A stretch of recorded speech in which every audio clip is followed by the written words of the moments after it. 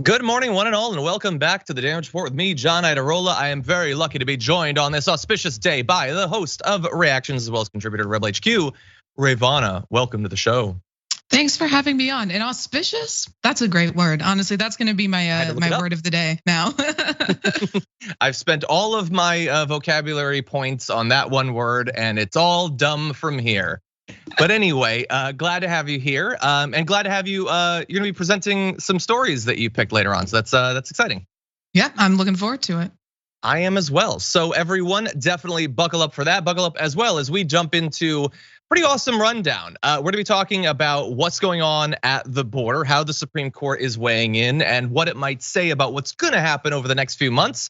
We've of course got Marjorie Greene and Boebert beginning a war that I just desperately wanna stop. I don't wanna see these two fighting. Come on, guys, get along and push for all of those policies that you have thoughts on or whatever. Anyway, so that'll be a little bit of fun. We've got a candidate totally making up his background. Media Matters made an amazing mashup of Tucker Carlson's misinformation from throughout the year. And then once we jump into the aftermath, we've got this anti-abortion priest. He's a priest like many right-wing commentators are comedians. So anyway, we're gonna talk about that. A woman goes undercover at an abortion crisis center. There's just a lot of really interesting stuff, and I can't wait to get into it. So in anticipation of that, please hit the like button and share the stream. And if you want to reach out to Rayyvana or myself with any comments, tweets, super chats, anything like that, we'll respond as we go. But with all that said, Rayyvana, are you ready to start the show? I am so ready. I am too. But heads up to the TD, hold off just a sec on launching the first block. I just want to mention a bit of breaking news that I noticed. We're just seeing this right now, and I know it's gonna blow all your socks off. Nobody could have seen it coming, but it has now been announced that the Taliban is banning women from universities, which is weird because I distinctly remember when they very specifically said they weren't gonna be doing that. And then they started banning them from certain types of schools, and they banned them from doing the college entrance exams, and they banned them from athletics, and now indeed are banning them from universities. It's so weird that the Taliban ended up looking so much like the Taliban. So anyway, look, it's not like we didn't know that this was a possibility when America was no longer there. It's so ridiculous the way that they tried to pitch themselves purely for like foreign investment purposes as being anything other than what they are. These, like some men in America, are the most broken, pathetic slugs of men on the planet. Their whole point of getting into power is to stop women from doing things, to strike back at women for all the inadequacies that they feel. And look, it's obviously complex and it's a different cultural context, but you just hate to see it. Anyway, Rayyvana, I know that I'm springing this on you. I'm just curious about your thoughts. Yeah, I mean, I for one am shocked that the Taliban went back on their word when they explicitly said they wouldn't. I mean, if you can't trust radical terrorists, who can you trust? I don't know at this point. Literally stopping them from playing cricket. What is up with you as individuals? What is up with you as a group, as an ideology, as an idea of what the culture could be? Not what the culture is, let's be clear about that. This is being imposed on a lot of people who have no interest in it, but just how sad, how pathetic the world that they wanna create. Again, that doesn't mean that it's the US's role to come in and take over a nation build to whatever, but I can look on it as a person who wishes for far more for the people of Afghanistan to not have to dwell in this literal the hell on earth that they're trying to create. That is what they're doing. Anyway, just a little bit of breaking news for you. And with that, let's talk about our own problems going forward as we launch into our first prepared story. This is the biggest story in recent. We'll get to Tucker Carlson, don't you worry about that. But anyway, let's start off with just a general talk. What the hell is going on with Title 42? It seems like every day it's gonna be taken down. It's not gonna be taken down. They're considering it, they're appealing. The stay is stopped, the stay is started. Well, as of right now, the end of Title 42 has been itself ended, at least for right now. Supreme Court Chief Justice John Roberts just yesterday temporarily halted what was going to be the planned end of Title 42, which was set to happen on Wednesday. That's the policy that allows the US to expel migrants at the southern border without the chance for asylum. It's been a policy for a few years right now, and it's gone through many ups and downs since then. Roberts issued this administrative stay pending the high court's decision on whether to take up the case, which we'll talk more about, after a coalition of Republican-led states earlier Monday asked it to intervene. An appeals court had already denied the state's bid to retain the controversial policy last week, saying that this is the appeals court, saying this group of states had waited way too long to get involved in this court case. And so they were gonna allow it to be lifted. Now the Supreme Court has jumped in to save, I guess, one of the favorite MAGA policies at this point. If you're not familiar with Title 42, in the early days of the pandemic, the CDC issued a public health order that officials said aimed to stop the spread of COVID-19. In court papers, the lawyers for the 6 different families who entered the US, who've launched this suit, argue that COVID-19 was always a thinly veiled pretense to increase immigration control. And so right now, the ability of officials to swiftly expel migrants at the border is still gonna be in effect for weeks, months, a year. I don't know, because they're not saying, and we know how fast the US judicial system tends to work. But before we jump into our conversation, I do just wanna say, to the point made by the families that it's a thinly veiled pretext, let's be clear. It was maybe a reason. Very early on, we didn't know about COVID, we didn't know all of that. Then it became a thinly veiled pretext for some time. To be clear, it's not thinly veiled at this point. When Fox News talks about Title 42, they're not pretending to care about COVID. Why would they? They don't believe that the pandemic is a real thing or matters. No, it is just talked about as a means to stop migrants from coming in. So if there was a thin veil, it has been cast off a long time ago. Anyway, Rayyvana, I know that you have a lot of thoughts about this. Yeah, as far as it being thinly veiled, I mean, you can see that in the media ramp up leading up to the Supreme Court decision. Fox News has been running endless stories about the newest migrant caravan that is invading our country, which I think is such a funny term to use. If this is an invasion that you are scared of, then this is the weakest country on earth. These are people with almost nothing that they're bringing with them, who are fleeing desperate situations and just trying to seek refuge, trying to seek asylum in the United States. So to frame them as some dangerous, force is ridiculous. The other thing they also try to say is that they're doing this to help protect victims of human trafficking who are being brought in. But the issue with that is these migrants become significantly more likely to become the victims of human trafficking when they're forced into these encampments just outside the United States border. It is an extremely dangerous situation there for these people. And one other thing I want to say before we continue on is the framing of them as illegal immigrants. Then, the term would be undocumented, but they call them illegal. But it doesn't matter, because that's not what this is. These are asylum seekers, which is a legal process of immigration. They are coming to the United States border, declaring that they're seeking asylum. A legal process. So they're not coming here undocumented. And so framing it in that way is just a disingenuous way to play to their exceptionally xenophobic base. Yeah, exactly. No, that was a very good point, very nuanced take. You could, in theory, look at different sorts of migrants coming for different reasons, and if you wanted to draw some sort of distinction where, like, if you were a Christian and you were trying to claim some sort of moral high ground, you would say, obviously women fleeing domestic violence in Guatemala, we're gonna help them in, but these guys are just coming to take our, like, you'd say that. It'd be awful in a variety of different ways. You could do that. They're not doing that. They like, let's be clear, they don't give a damn what people's reason is for coming. And also, they don't give a damn what happens to them when they're stopped at the border or when they're cast out.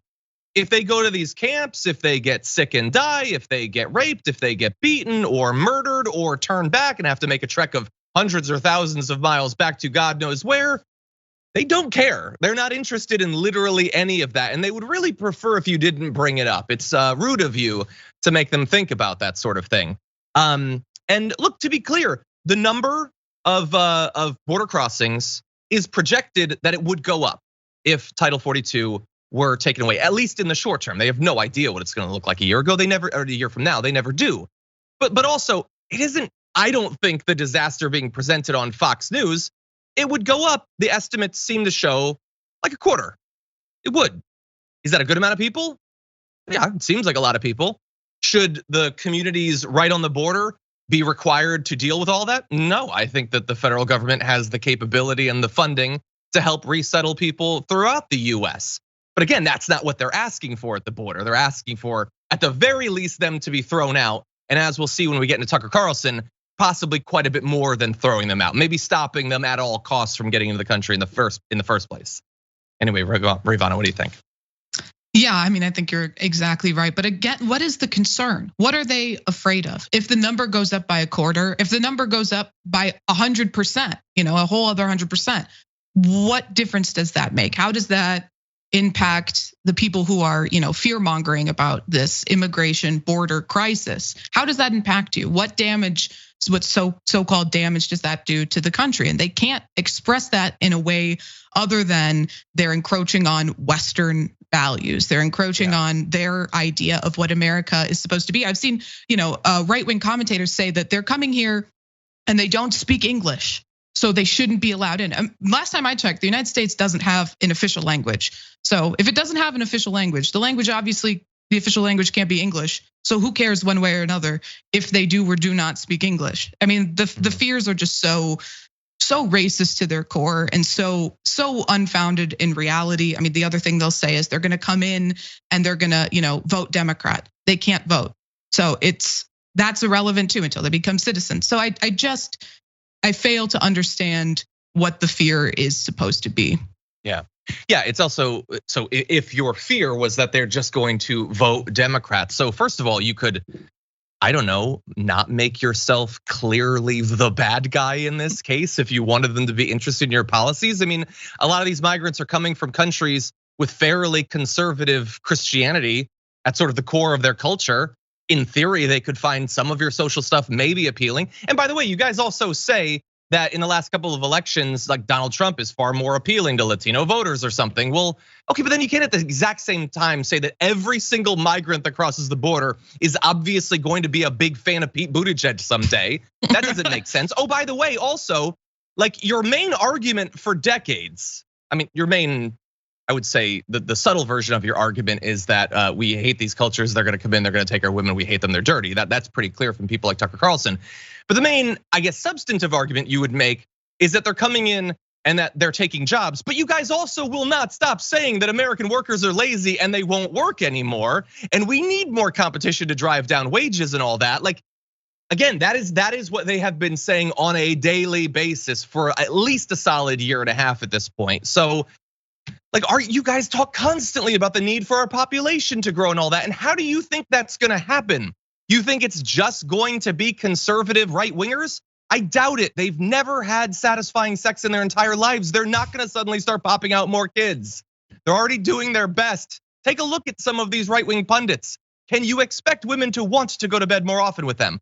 But anyway, look, what is lost from all of this is any sense of humanity or compassion. I'm not saying it's a super simple situation, and I'm not saying it's not a situation. But I don't think that just lining the border with containers like they've done in, I think it was in Arizona, is the answer. I certainly don't think that force is the answer. And we're gonna turn to that actually in a minute. Any more thoughts before we move on to Tucker Carlson, how he's been presenting this to his audience? Yeah, I'll just say that right now, like Title 42 is a huge issue. It's just the tip of the iceberg. Right now, one of the arguments that these Republican states are making is that it's a drain on their resources, that they have to allow undocumented children to attend their schools, their public schools, and provide them an education. And right now there's legal battles going on to, although it's a decided issue, to make it not the case that undocumented children in this country are guaranteed an education, which is really concerning. And we see the same thing with the Supreme Court here. It's an ideological institution that is heavily favoring the right wing, far right conservative ideology currently, and their decisions are not based on any sort of like fundamentals of legal theory. It's based on what the Federalist Society tells them to do. So there's like serious concerns right now over how this country is going to treat, migrants, immigrants moving forward, regardless of what Congress wants to do, regardless of what the president wants to do, because we have this third branch that is so far to the right and does not care about legal theory, does not care about a real justification for their arguments. They're just making ideological decisions.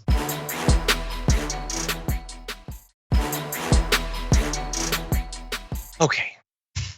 With that, let's turn now to that's sort of the reality of what's going on. Let's turn now to how the right is being, I would argue, just triggered by right-wing pundits about this, the version of this that they're getting every night, starting with this. This is the biggest story in recent American history. A total change in the American population. Millions and millions and millions of new people. The country will never be what it was 5 years ago. Even if you're for this, you would acknowledge this is a big deal, and it's completely ignored by the media, except when they are forced to respond and they tell you to shut up and stop complaining. Okay, so the media is constantly talking about this. It is literally everywhere. Tucker Carlson knows that he doesn't care. He has to present every single thought that he said, every single thing that he says, every thought that he has as unique, even if every other right winger is saying the exact same thing, and something that he's not allowed to say, despite the fact that he says it to millions of people every single night. And there's an entire news network and a bunch of news network copiers of Fox News that are saying the exact same thing over and over and over again. But anyway, it's super original thoughts.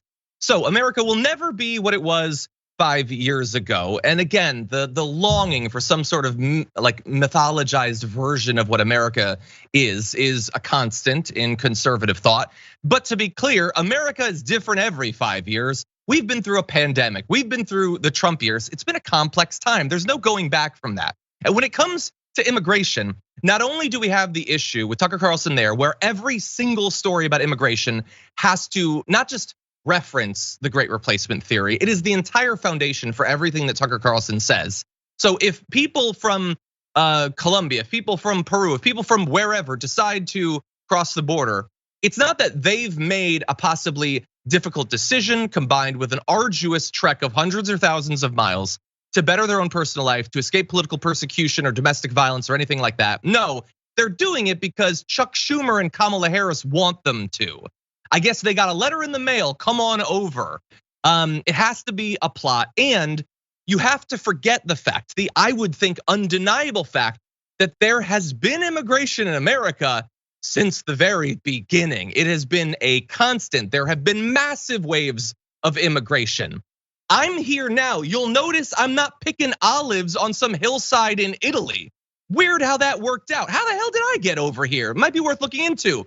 I don't think that Tucker Carlson's family was here 1,000 years ago. But you'll notice that he doesn't have an issue with those sorts of immigration, although many Americans did, by the way. Italians were quite persecuted in their time. And so forget about the history.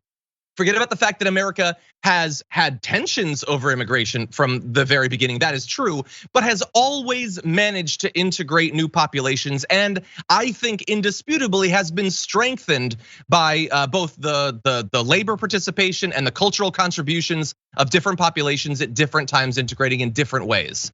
And so look, there's obviously a lot here, and we're gonna get to more of the video, but Rayyvana, what do you think about the way he's presenting this? I mean, I think it's just fascinating to say, America will never be what it was like 5 years ago. Because if you look at videos of Tucker Carlson talking about immigration 5 years ago, he wasn't saying that, America was some, at its peak of culture 5 years ago. He was saying the same exact thing, that America will never be like what it was before. So it seems like, just a ridiculous argument on its face. But also, the last time that amnesty was granted to undocumented immigrants in the United States was under Ronald Reagan. So now this huge shift, this huge culture war shift about immigration that's happened, and to see all these conservative pundits talk about how horrible America would be if we, granted amnesty to these undocumented immigrants, while simultaneously they're constantly praising Ronald Reagan and his policies as the peak of America. It's just so silly to me. Yeah. Well, why don't we get to a little bit more? He brought on a guest to talk about what's happening specifically in El Paso. Let's take a look at that. It's heartbreaking to see it to happen, of all places, to El Paso, which is such a nice little town and such a success, particularly compared to the city right across the river. I don't understand, and you probably don't want to comment on this because it's your state and you're in politics, but why does state government put up with this? Why don't they secure the border? They have men under arms that they mean the governor, control. Like, why put up with this for 1 minute? Yeah, I think it has frustrated everyone. Local level, certainly at the state level, in Congress, it's frustrated me in Congress as well. But we have to remind that this is exactly what Democrats wanted. A year ago, House Democrats hosted the vice president in El Paso. There, they had a press conference that said, "Welcome to the new Ellis Island." When people often ask me, "Hey, what's the administration's plan?" This is their plan, Tucker. We're seeing it unfold, and this is exactly what they want. They want taxpayers to pay for this influx of migrants that, as you pointed, are going to all parts of the country. This is exactly what the Democrats want. We have to fight them with everything we can, and that starts in the House. I agree with that. No one's even pretending this helps America. They're not even telling us that anymore. They know it's hurting America. That's why they like it. To be clear, I made a case for why I thought it might help America. Actually, just a minute ago, I feel like a lot of people are doing that. Again, making up fantastical straw man versions of the other side should be below a professional persuader, professional communicator, but that's the best that Tucker Carlson can do. They like it because it hurts America. It's ridiculous. You say that to an audience that you have no respect for. That's what you do. You present basically everything that's happening as part of a plan. And that's why we talk about conspiracy theories, but it is broader than that. The problem with the right isn't a conspiracy theory or multiple conspiracy theories. It is conspiracism. It's the idea that everything is planned, everything is intentional, everything has a design, everything is being manipulated from behind the scenes. Is it not enough to say, I disagree with the Democrats on their policy on the border, even though bear in mind that Joe Biden gleefully allowed Title 42 to continue for a very long time, maintained many of the same Donald Trump border policies for the first half of his first term. The idea that he's opened the border is ridiculous. It should be below any serious conversation about politics. But again, it can't just be, I disagree with what they're doing. They don't seem to understand the damage that will be done. They have to present it as if to an audience of dim-witted 4-year-olds that they want this to happen. They're somehow communicating with populations in Honduras to ask them to come over. How exactly would that even work? This is so stupid in so many ways. El Paso is not a little town. What are you talking about? It's 2/3 the size of Austin. Have you literally ever even been to El Paso? Why are you pretending to understand El Paso? I don't understand anything that he says. What do you think about this, Rayyvana? I think what I liked, also which made me the most angry about that clip, was that they don't say how it hurts America. They don't make that case at all. They just operate on the assumption that everybody should already know how it hurts America. He doesn't say it's going to do this and this and that. The only thing that he mentions is that it's bad for American taxpayers. But you know who pays taxes? Immigrants, migrants, even undocumented immigrants pay taxes. They can and they do, especially people seeking amnesty in order to work in the United States. Not amnesty, excuse me, asylum. To work as an asylum seeker in the United States, you have to get an ITIN. You have to pay taxes. So these are not people who are coming here and not paying taxes. But what is true is that they come here, they pay taxes, and they do not have access to the benefits that the United States citizens have from their tax payments. Yeah, I get that the way that he lies about literally everything in politics, and we'll get to his overall lies throughout the year, is designed to generate an audience, and clearly it's working for him. He's gotten rich off of it. So I don't know. Maybe we should try it. Rayyvana, what you just said, no one lets you say that. You've been silenced. You're told to sit down and shut up. You didn't say the thing that you just said. That's what the media said. Been canceled. So condescending, the lack of respect for anyone watching his show. Anyway, with that said, let me make one extra point. We don't have it in the clip, but the guy that he was interviewing, he said of the stay for Title 42, it's a stay of execution. Because again, in the same way that they talk about migrants crossing the border, as they literally always have, as an invasion, if it's not stopped, if it is in fact lifted, you will be executed effectively. That's the metaphor that they're crafting. How? Why? Nobody knows. They're certainly not saying, but you should be scared for your life and the life of your family. Anyway, with that said, we're gonna take our first break. We come back, a little feud developing between two up and comers in the Republican Party. We'll have the details after this.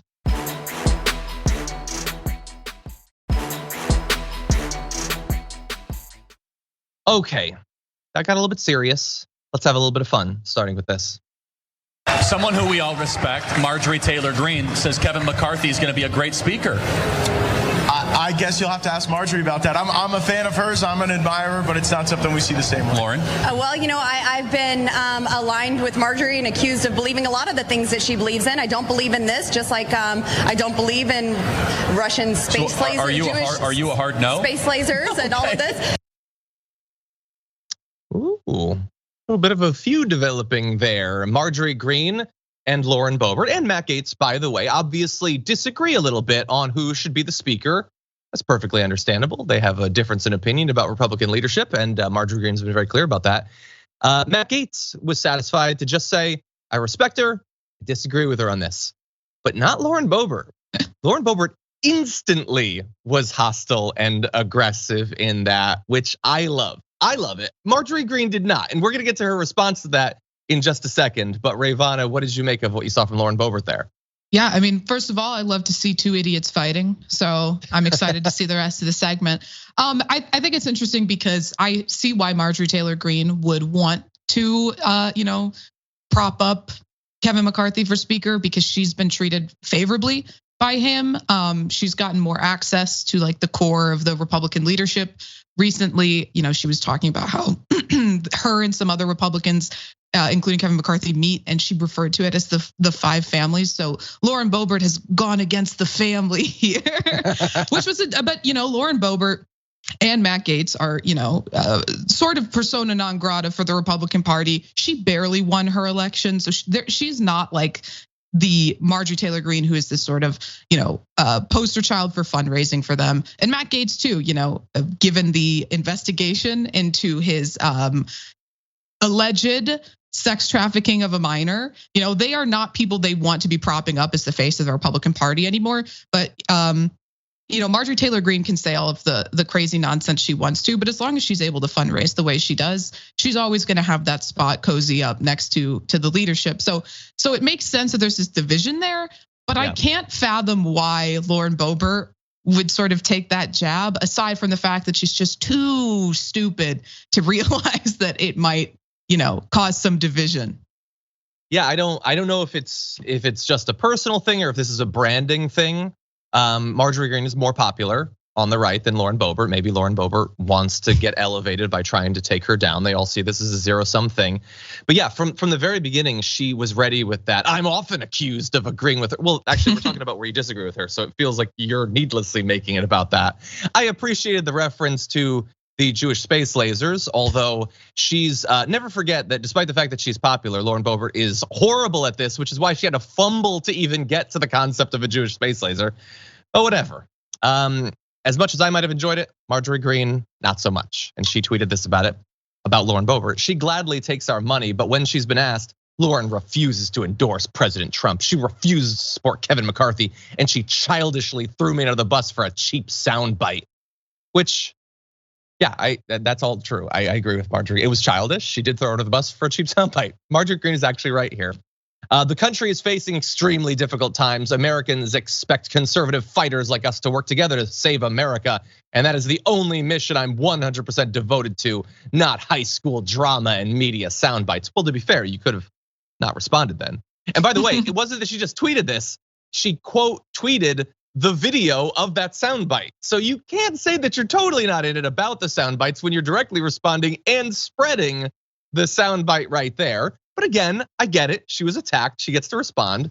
She says, I've supported and donated to Lauren Boebert. President Trump has supported and donated to Lauren Boebert. Kevin McCarthy has supported and donated to Lauren Boebert. She just barely came through by 500 votes. So that is a good little hit at Lauren Boebert. But there's a little bit of friendly fire there. Did you notice it? So she's mocking Lauren Boebert for having trouble getting reelected. But you're also pointing out that the collective funding and support of Marjorie Greene, Kevin McCarthy, and President Trump himself got her a win by 500 votes. Geez, it's a Republican district. Why didn't she do better when these huge titanic figures on the right were supporting her? You guys don't necessarily come out of that looking that much better. But anyway, what'd you make of the response? I think it's, all of this is funny because I like to see Republicans attack each other. But pointing out the 500 votes, I think it acknowledges that there is a reason why Lauren Boebert would want to distance herself from Marjorie Taylor Greene and Trump, because the district, despite being heavily Republican, pretty resoundingly attempted to reject her in this last election. Like she got reelected by the skin of her teeth. So distancing herself from Trump, distancing herself from the loony wing of the Republican Party might benefit her when it comes time to run again 2 years from now. But I think it's silly because she's standing there next to Jack Posobiec, a literal white supremacist. So, who she picks and chooses to distance herself from, and Matt Gaetz, a alleged pedophile. So it just seems it's so arbitrary, but she's never had good political instincts. Her campaign has never had good political instincts. So it doesn't surprise me that she would, make those mistakes. That is a great point. And they say that supposedly the rift between Boebert and Greene started in April when Greene was at, I think it was Nick Fuentes' America First thing or whatever, which, by the way, if Boebert was legitimately horrified by her going to that thing, that reflects at least somewhat well on Lauren Boebert, although it's undercut, as you say, by the fact that she's also hanging out with people who act that way. But yeah, look, I wouldn't want to be associated with Marjorie Greene either. And I also think, and I think this has been clear for a very long time, from 1,000 miles up, looking at Marjorie Greene and Lauren Boebert, they're similar in a lot of ways. But I think that Lauren Boebert will be whatever she needs to be popular in the Republican Party. I think if the Republican Party starts to be a little bit more sane, I think that she will try to mirror that. I think that she's an idiot, so she'll have a hard time doing it, but I think she'll try. Greene is, in my view, much more of an actual true believer. I think that Greene literally is a dumb person on the internet who believes every conspiracy theory that she reads. I think Lauren Boebert is playing a game to some extent. I think that I'm not saying that she's not awful and racist or homophobic or whatever. I'm sure that she is. But I think it's also sort of like a suit she puts on to be popular, whereas Greene can't help it. This is what she actually thinks. And so if I were Lauren Boebert in that case, and I knew that this is supposed to be a game we play for the rubes, I would be horrified by a true believer too. Like, why are you taking this so seriously? This is just a way we make money and stay in power. You're a kind of a weirdo. I think there might be a little bit of that as well. Yeah, absolutely. Sometimes people say, do you think that the Republicans who are anti-vax actually got vaccinated? I'll say yes, all of them, except for Marjorie Taylor Greene. I know in her heart of hearts, she genuinely believes that she will become a magnet if she takes the vaccine, or that, she'll grow a third arm, or she'll be able to walk through walls or something. She's genuinely believes the things she says. She believes in the Jewish space lasers, all the conspiracy theories. And we know that because that's who she was before she got into office. So we see a lot of these career politicians who, give lip service to these conspiracy theories once they're elected because they're playing to a base. But she was part of that base. She came from that base to get elected into Congress. So she, like you said, very much a true believer. Yeah. I want to play one more video in just a second, just to see. I always like to check how much of a bubble I'm in, because I've never found Lauren Boebert to be I know that she sees herself as being the next Sarah Palin or something like that. I don't think that she has it. I don't think that she can deliver. Now, she's doing these speeches and appearances for a very low bar in terms of intelligence, ability to communicate, charisma, and all that. But I want to show you this little bit of her trying to fire up a crowd and get them excited for her. And you tell me how she did. And we're going to make y'all proud. We're going to make America proud. We are going to weed out the deep state, and that includes the sorry Department of Injustice.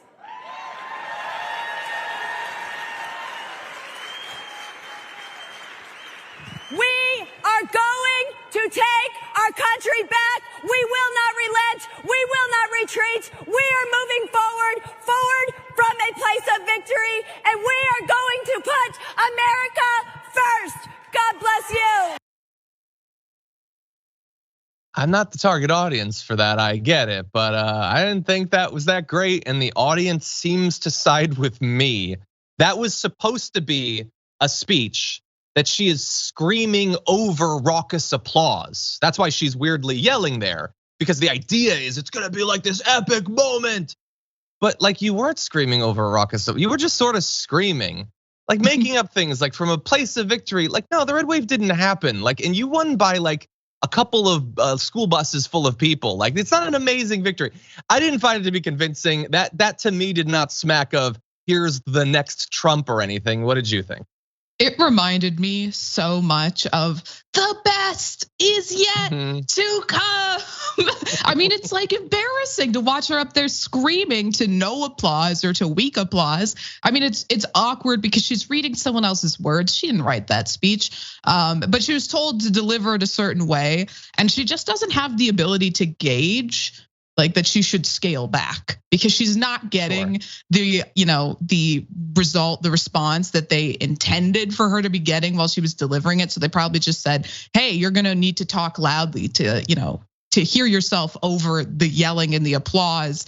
That never came, but she like couldn't gauge that, oh, then I shouldn't yell. So she's just up there screaming and like awkwardly delivering these lines that she's clearly not comfortable saying. Like, she doesn't necessarily have a voice that you can write for.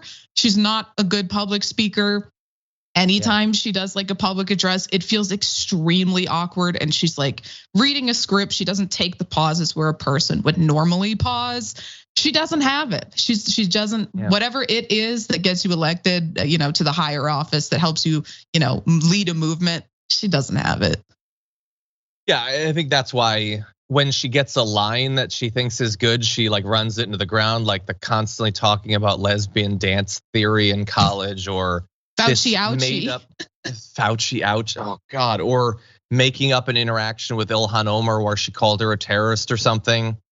Like, I'm sorry, you're not the next Sarah Palin. You're not. And by the way, like I sort of also get another reason why she probably doesn't like Marjorie Greene. Neither of them are ever gonna be appealing to the right based on any policy or whatever. They're Republicans, why would they be? But Marjorie Greene is a true believer. Marjorie Greene believes insane stuff and she will never stop talking about it. Lauren Boebert's just kind of like her, it's like she's young, I guess, and she's a woman, so she's got that stands out from other Republican politicians. Other than that, what does she stand for? What makes her interesting or distinct from any, like she occasionally says something awful. Yeah, that's true, I guess. I don't know. I don't see this going the way she thinks it will. And it'll be very interesting to see who challenges her in 2 years. She will be lucky to keep her seat. If the Democrats had spent an extra $1 million, she wouldn't even be in Congress in a month. So anyway, we'll see what happens with her.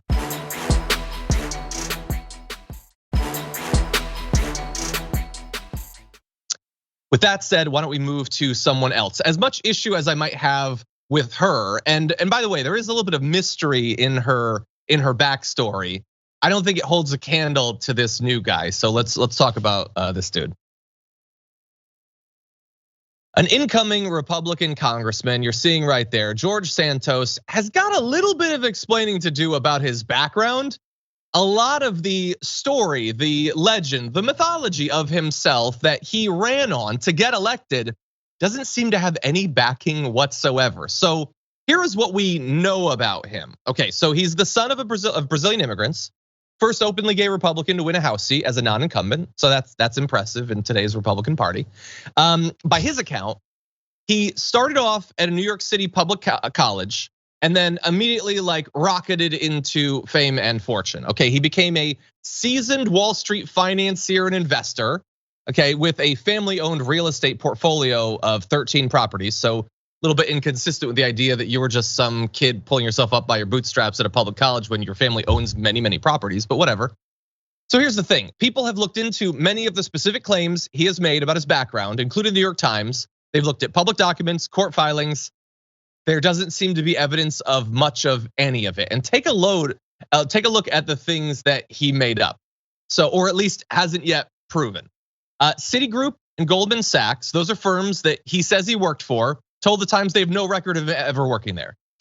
Which okay, maybe if you were a summer intern or something, the documentation would have been lost. But if you were a seasoned Wall Street financier and investor, I think they'd remember you. The dude's not 80, okay? He was there a couple of years ago, supposedly. So there's no proof of that. There's little evidence that his animal rescue group, Friends of Pets United, was, as he claims, a tax-exempt organization. The IRS could find no record of a registered charity with that name. His education, also suspect. He said that he graduated with a degree in economics and finance from Baruch College, a public four-year college in New York City, back in 2010, so only 12 years ago. But representatives from the school told the Times they had no record of his enrollment, despite searching multiple variations of his name. Again, it wasn't that long ago. Also, he says he went to NYU, but a spokesman for that university says they have no attendance records that match his name and birth date. So his work history, his charitable history, his education history appear to be made up. And you're probably thinking, well, that's about as bad as it could get. It can get worse because he has also claimed that he has lost. This is like, I guess, to make him seem like kind of a victim in a business sense. He's lost 4 employees in the 2016 Pulse nightclub shooting. He made that claim during an interview after his election, but the New York Times found that none of the 49 victims of that shooting appeared to be associated with any of his firms in any way. And look, there are a lot more questions about this guy, about where his money came from, since he doesn't have the education he says, he doesn't have the work history he says. There's a lot of issues there, but it's fascinating how little backing he has provided for virtually any of this. What do you think, Rayyvana? I think everybody lies on their resume a little bit. But most people who lie on their resume aren't applying, to be someone holding federal office. So their background isn't looked into as extensively as someone who is running for federal office. And they don't have investigative journalists looking into their claims. So, I mean, I think it's ridiculous. I think that he's not the only person. We saw Madison Cawthorn, same playbook. Nobody really knew where his money came from. He had no work history whatsoever, but he said he was involved in all these businesses that turned out not to be true. They like what the Republican Party does is they find someone who they think they can create a story about, pitch them as a candidate, build them up to be, that guy, and then run them. And he's won election. So now it's going to be 2 years before they can, people can do something about all these lies he told during his campaign. So the voters are in a crappy position. His constituents are in a crappy position, but he got away with it until now. Yeah, at least as of right now. And one thing he has going for him going forward is that he's a Republican. So the likelihood of anything being done is very different in that case. Like I think about some of the Democrats that have left office for affairs or for, like, Al Franken stepped down as a result of the picture that came out.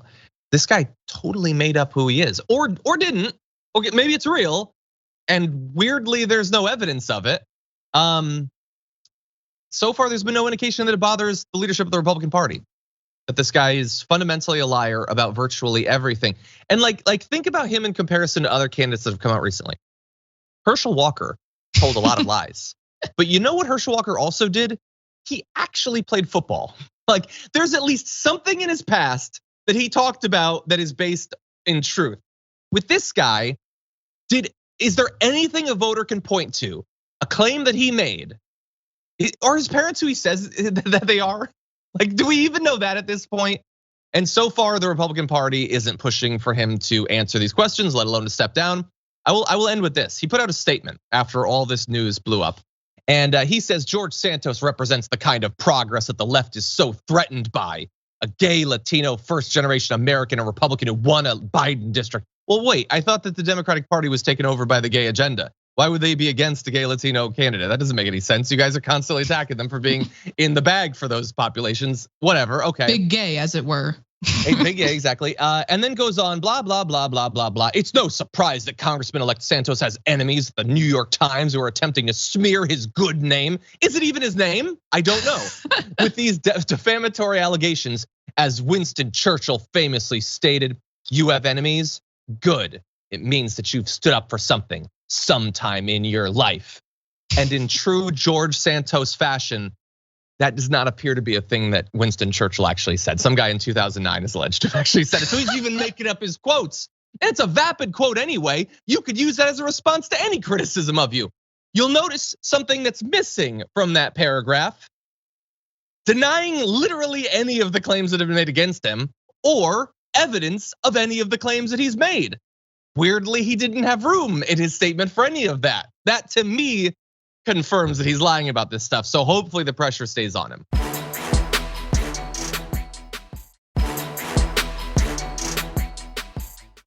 I hate the position I have put us in where we don't have time to get to both of our blocks, but I know that you talked about this D block, so we're at least gonna get to that.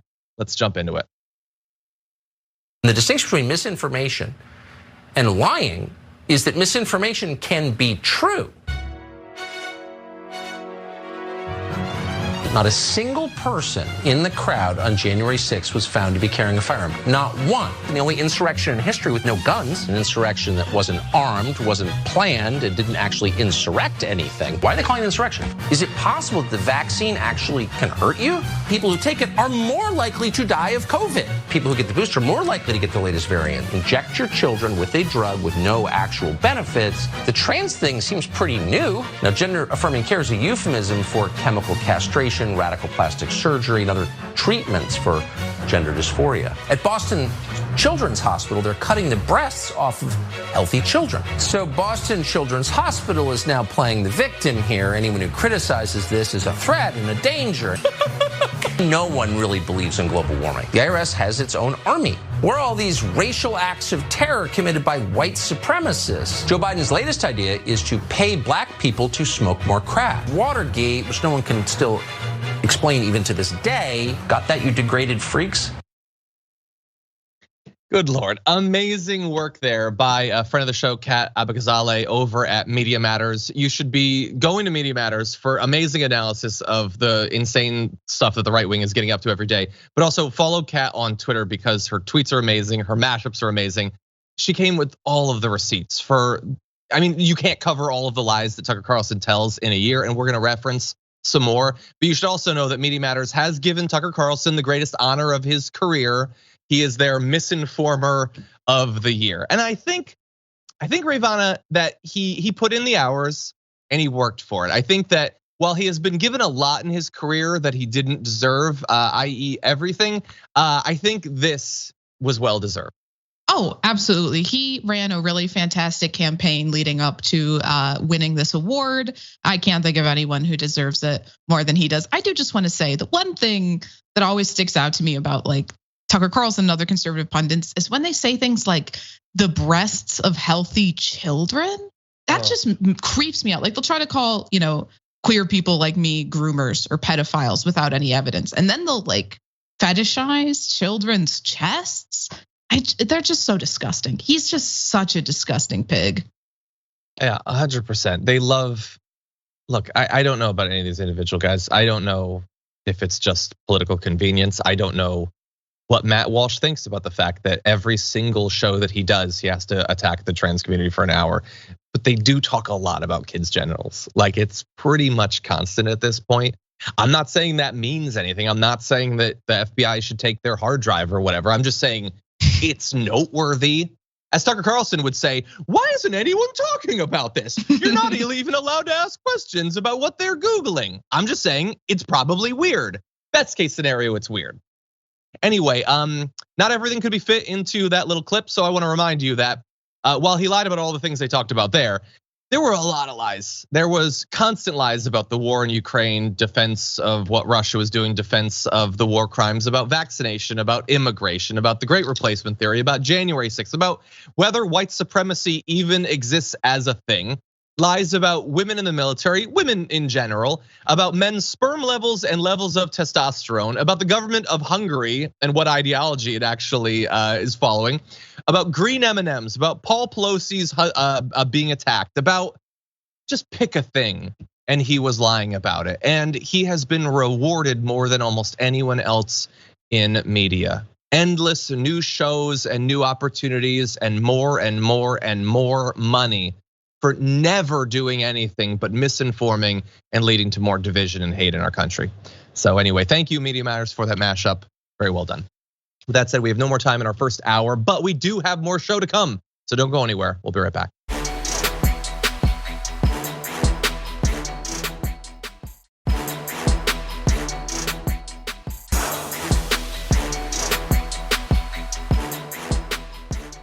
Thanks for listening to the full episode of The Damage Report. Support our work, listen ad-free, access members-only bonus content, and more by subscribing to Apple Podcasts at apple.co/TYT. I'm your host, John Adarola. I'll see you soon.